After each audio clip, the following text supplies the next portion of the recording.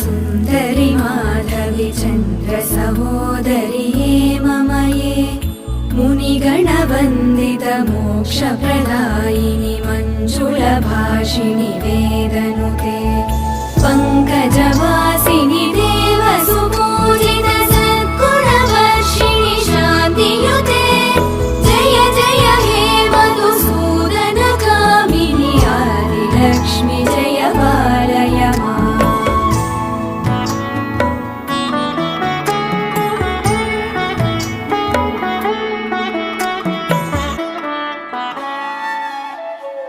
अयि कलिकल्मषनाशिनि कामिनि वैदिकरूपिणि वेदमये क्षीरसमुद्भव मङ्गलरूपिणि